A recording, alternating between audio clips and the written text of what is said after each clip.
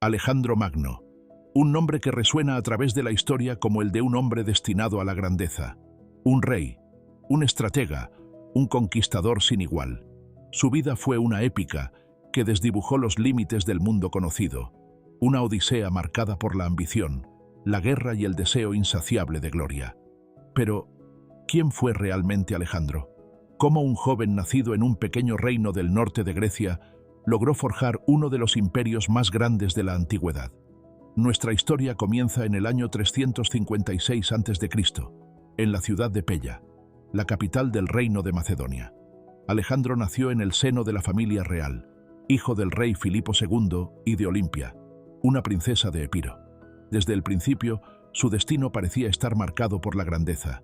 Su madre, una mujer ambiciosa y de carácter fuerte, le inculcó la idea de que descendía de los dioses. Según la leyenda, afirmaba ser hija de Neptuno, y algunos decían que Alejandro mismo era hijo de Zeus. Pero más allá de las leyendas, lo que realmente forjó a Alejandro fue su educación. Su padre, Filipo, era un rey astuto y un formidable general. Bajo su liderazgo, Macedonia pasó de ser un reino atrasado a convertirse en una potencia militar. Sin embargo, Filipo sabía que su hijo debía ser más que un guerrero. Debía ser un hombre de intelecto y cultura. Por eso, contrató a uno de los filósofos más grandes de todos los tiempos, Aristóteles. Durante años, Aristóteles instruyó a Alejandro en filosofía, ciencia, literatura y política. Le enseñó los ideales de la Grecia clásica, la importancia del pensamiento lógico y la ambición de alcanzar la perfección. Bajo su tutela, Alejandro desarrolló un profundo amor por la Ilíada de Homero, y en especial por Aquiles, el legendario héroe griego al que aspiraba a igualar. Pero la educación de Alejandro no se limitó a los libros. Desde joven, fue entrenado en el arte de la guerra. Aprendió a montar a caballo, a manejar la espada y la lanza, y a liderar hombres en el campo de batalla. Su padre le proporcionó experiencias militares desde temprana edad, permitiéndole observar las estrategias y tácticas que hicieron de Macedonia una fuerza imparable. Uno de los episodios más famosos de su juventud ocurrió cuando domó a Bucéfalo, un caballo salvaje que nadie había podido montar. Mientras los demás lo consideraban imposible de domar, Alejandro notó que el animal se asustaba de su propia sombra. Con inteligencia y paciencia, logró calmarlo y montarlo con éxito. Este momento no solo demostró su talento, sino que también impresionó profundamente a su padre. Se dice que Filipo, al ver la hazaña, le dijo: «Hijo mío, debes buscar un reino más grande, porque Macedonia es demasiado pequeña para ti». Sin embargo, la vida de Alejandro no fue solo aprendizaje y entrenamiento. A medida que crecía, también lo hacían las intrigas en la corte macedonia.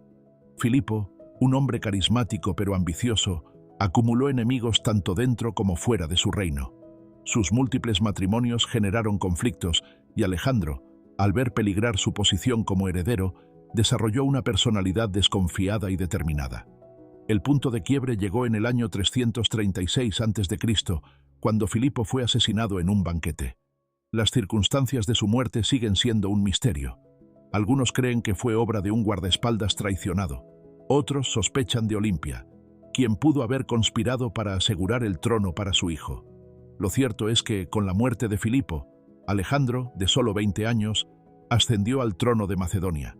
Pero su reinado no comenzó en paz. Muchos dudaban de su capacidad para gobernar. Los nobles macedonios conspiraban, los estados griegos se rebelaban y los enemigos acechaban desde todas partes. Sin embargo, Alejandro no era un joven inexperto. Con una determinación feroz, tomó el control del reino, eliminó a sus rivales y sofocó las revueltas con rapidez y brutalidad. En cuestión de meses, consolidó su poder en Macedonia y Grecia. Pero Alejandro no se conformaba con ser rey de un pequeño reino. Su ambición iba mucho más allá.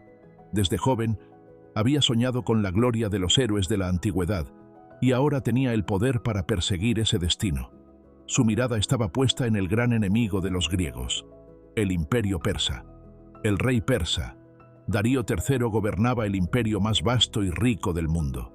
Durante años, los griegos habían sufrido bajo la sombra de Persia, pero ahora Alejandro veía la oportunidad de cambiar la historia. Con el apoyo de su ejército y la determinación de un conquistador, se preparó para emprender la campaña que lo convertiría en una leyenda. El joven rey no tardó en demostrar su genio militar. En el año 334 a.C., cruzó el Helesponto, la frontera entre Europa y Asia. Al pisar tierra asiática, hizo una pausa y arrojó una lanza al suelo, proclamando que ese continente ahora le pertenecía por derecho de conquista. Alejandro Magno había cruzado el Helesponto. Con ese acto, no solo dejaba atrás su tierra natal, sino que también daba el primer paso hacia la inmortalidad. Sabía que enfrentaba a un enemigo colosal, el Imperio Persa, la mayor potencia del mundo en ese momento. Pero Alejandro no era un rey cualquiera.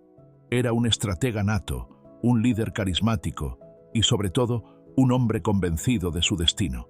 Su ejército, aunque más pequeño que el persa, estaba compuesto por soldados altamente entrenados. La infantería macedonia, con su temible falange de sarisas, formaba la columna vertebral de sus fuerzas.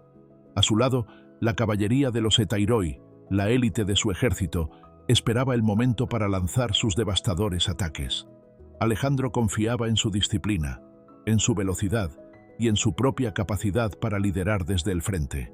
El primer gran enfrentamiento llegó en las llanuras del río Gránico, en el 334 a.C. El sátrapa persa que gobernaba la región había reunido un ejército para detenerlo. Los persas tomaron posiciones en la orilla del río, confiando en que la corriente serviría como una barrera natural contra los macedonios. Pero Alejandro no dudó. Al frente de su caballería, cargó directamente contra las líneas enemigas. El combate fue brutal. La caballería persa intentó frenar el avance macedonio, pero Alejandro, con su incomparable destreza, logró abrir una brecha. En el fragor de la batalla, su casco fue destrozado por un golpe enemigo, pero él siguió luchando. Su audacia inspiró a sus hombres, que cruzaron el río y rompieron la formación enemiga. La victoria fue total. Los persas fueron masacrados o huyeron, dejando Asia Menor abierta ante el avance macedonio. Tras esta victoria, Alejandro comenzó su marcha triunfal por Anatolia. En cada ciudad que tomaba, mostraba una mezcla de dureza y diplomacia. A los que resistían, los castigaba sin piedad, pero a quienes se rendían, les ofrecía su protección. Su objetivo no era solo conquistar, sino también ganarse la lealtad de sus nuevos súbditos. Uno de los episodios más famosos de esta etapa ocurrió en la ciudad de Gordión. Allí se encontraba el legendario nudo gordiano, un intrincado nudo de cuerdas que, según la profecía, solo podría ser desatado por aquel que estuviera destinado a gobernar Asia. Alejandro, al enfrentarse al desafío, no perdió el tiempo intentando desatarlo con paciencia. En su lugar, desenvainó su espada y lo cortó de un solo tajo. «Así es como se deshace un nudo», dijo. Para sus seguidores, este acto no fue solo una muestra de pragmatismo, sino una prueba de que su destino estaba escrito en los designios de los dioses. Mientras Alejandro avanzaba, el rey Darío III finalmente tomó conciencia de la amenaza que representaba. Hasta ese momento, había subestimado al joven rey macedonio. Pero tras la victoria en el Gránico y la rápida caída de Asia Menor, Darío comprendió que debía actuar. Reunió un vasto ejército y salió al encuentro de Alejandro. El enfrentamiento decisivo ocurrió en el 333 a.C., en las llanuras de Isos. Darío había elegido cuidadosamente el campo de batalla, confiando en la superioridad numérica de sus tropas. Pero Alejandro no se dejó intimidar. Con una estrategia brillante, utilizó el terreno estrecho a su favor, evitando que los persas aprovecharan su número. Cuando la batalla comenzó, la infantería macedonia resistió la embestida persa, mientras Alejandro, al frente de su caballería, ejecutó su táctica más audaz. En un movimiento relámpago, lideró un ataque directo contra Darío. La carga fue tan feroz que el propio rey persa, temiendo por su vida, abandonó el campo de batalla y huyó. La imagen de su rey escapando sembró el pánico entre las filas persas. La retirada se convirtió en una masacre. Alejandro había logrado una victoria aplastante. Más que una simple batalla, Isos fue un golpe psicológico devastador para el imperio persa.